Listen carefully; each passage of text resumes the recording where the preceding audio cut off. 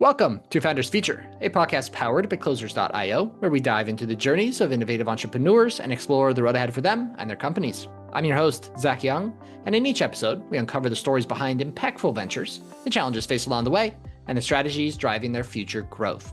Today, we're joined by Sean McManus, a strength and wellness coach on a mission to help Christian men reclaim confidence, energy, and strength through disciplined fitness, mindset, and lifestyle change. Sean is the founder of McManus Strength and Nutrition, where he combines faith-based coaching with practical training and nutrition strategies to empower men to lead healthier, more purposeful lives. He focuses not just on physical transformation, but on holistic well-being and leadership, helping clients show up fully for their families, communities, and personal calling. Sean, a very, very warm welcome to Founders Feature. Zach, thank you, man. I'm excited to be here, and I'm excited for our conversation today. Absolutely. Going to be great episode. We got a lot to dive into. Before we do, I do like to start with your background though. So before coaching, can you walk us through what were you doing previously and what was really your inspiration to get into this space? Yeah, man. So I grew up on a small family farm in the foothills of North Carolina. So I loved every aspect of farming growing up. So it's actually what I went to college for. So I went to college and got a 2-year associate's degree in agriculture.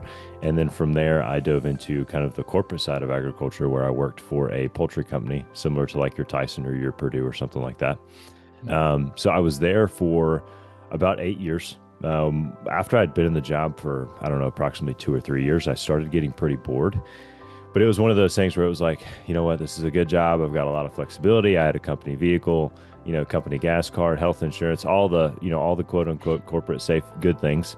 But there wasn't really a lot of growth happening. And I had applied for a management position a couple different times and had gotten passed over for, various reasons, whatever they were. And so I started getting pretty restless, and I knew that I needed to be doing something else, but I ended up staying there for 8 years. So the thing that kind of finally kicked me out was my wife got pregnant with our second son. And at the time, we were already pretty tight financially. And so when she got pregnant, I'm like, okay, we're on a time clock now. Like, something has to change. We have to bring in more income. And so I started looking for different positions. I ended up finding a sales position with a solar company, doing door-to-door sales. So 100% commission, left my good, safe job right before we had a baby to do 100% commission with zero health insurance, all of those things. That, sounds like a wonderful idea when I say it out loud now, but did that for a little while, really disliked it. Went into home repair at that time. I was doing some home repair work before as kind of a side hustle, because I have kind of some carpentry background. So I went back into doing some of that. I was also doing coaching part-time at that time as well. So I was doing that as a bit of a side hustle too. And what got me into coaching originally is fitness has been very important to me for most of my adult life. Started working out in high school and then through college. And then after I got out of college, I got really serious into it. So it was one of those things where I had friends that were like, hey, you're in shape. Like, you look good. You're strong.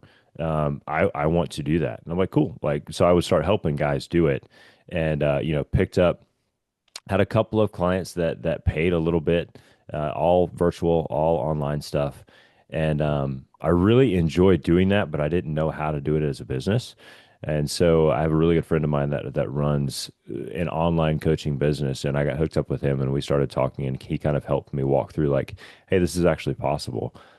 So I started diving more into that while I was doing the home repair work. And so I'm trying to grow both of these businesses at the same time, and decided I no longer wanted to do home repair. So we went full in on the coaching. Now, as far as my inspiration for the coaching, I've just been around in our culture today, and especially in Christian culture.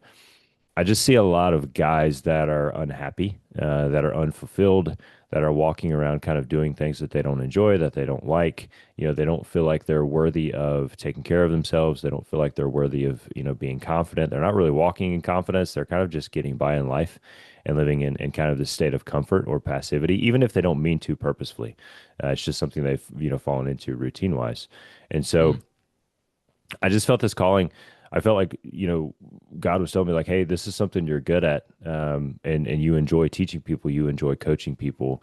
And I need you to, help make my men strong again, help make my men more masculine again. And that's kind of where the inspiration came from. Quite the journey. But there's nothing like cutting your teeth with door-to-door sales, especially with a kid on the way, is there? Man, dude, I'm telling you, that was that time period. It was a few months, but you talk about scared to death and extreme growth and Mm. anxiety and like growing my faith tremendously. Yeah, that little 2 to 3 month period, um, very much so. Yeah, I'm sure. Obviously, then you said a lot of anxiety, probably a very tough time then. Now, are you grateful for it? Oh my gosh, dude. Like I look back now and I'm like, that was horrible. I'm so glad I don't have to do it anymore. And also it's like I wouldn't have not done it because the Yeah. experiences that I had and kind of the man, just the fear that you have to get over to go knock on someone's door that does not want to see you and wants no part of you being on their front porch, is next level.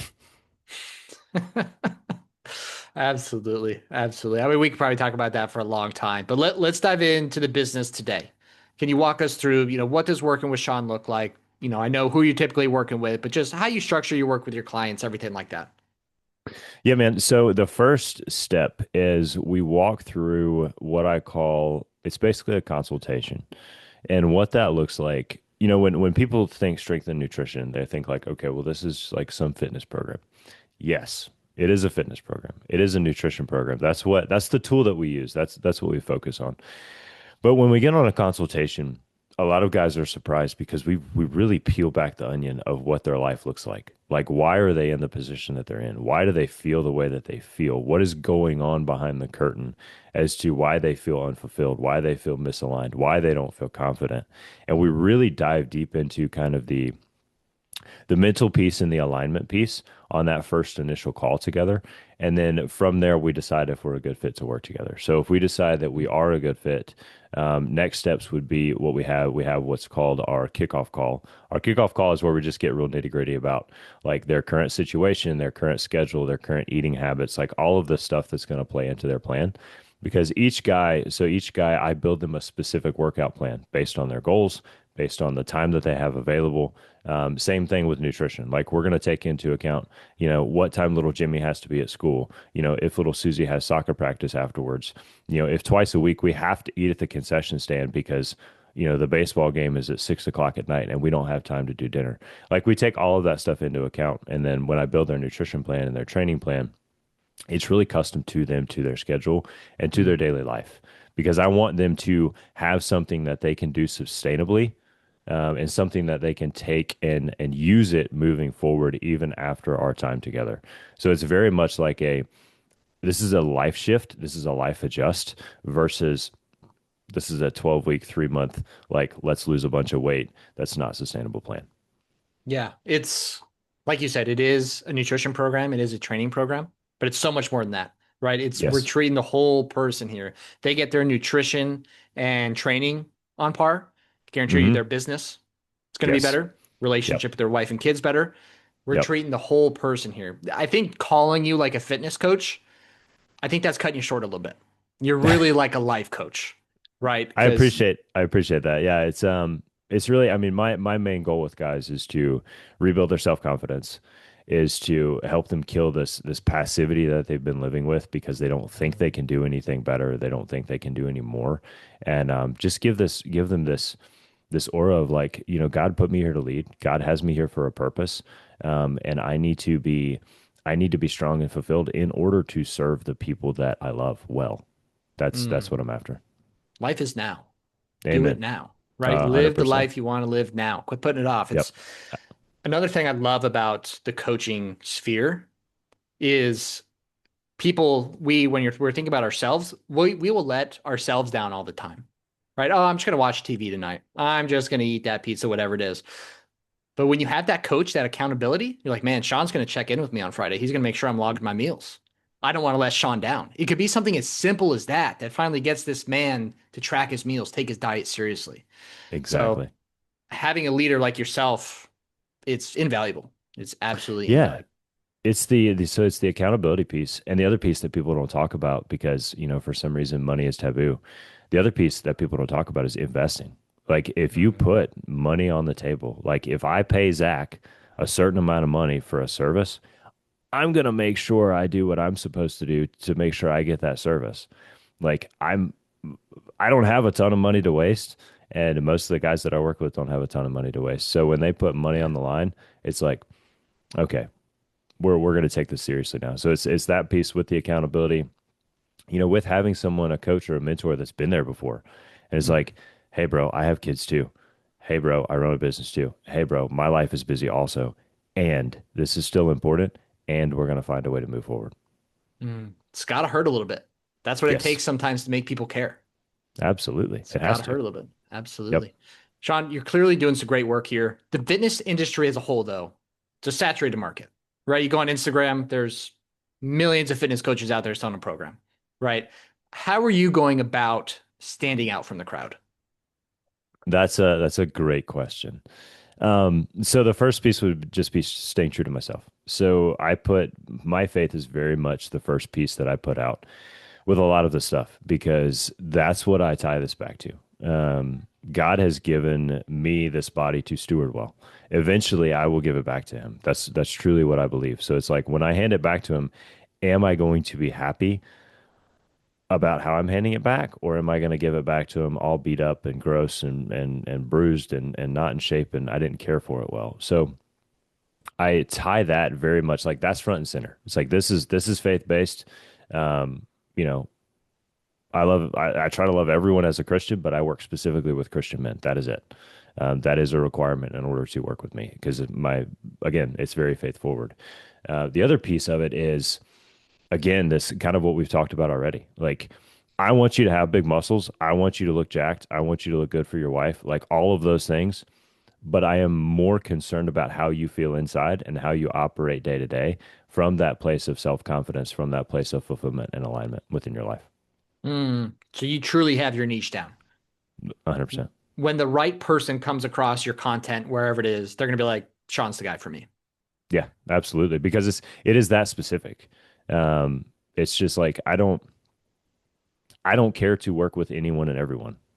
Mm. It's when we have conversations, Jesus is going to be a part of that conversation. Your relationship with Jesus is going to be a part of that conversation. The relationship that you have with your wife and kids will be based on a Christian biblical perspective. Mm. Period. There are no like I don't falter on that. Yeah. You try to help everybody, you end up helping nobody. So know who you help and who you want to help as well. Very important. 100%. Yep. Very It's kind of important. that, do I want to hang out with this guy on a Friday night at a barbecue? Do I want to sit Yeah. back and have a bourbon and a cigar with him and talk life? Yeah. It's going to make business much better. A lot less headaches.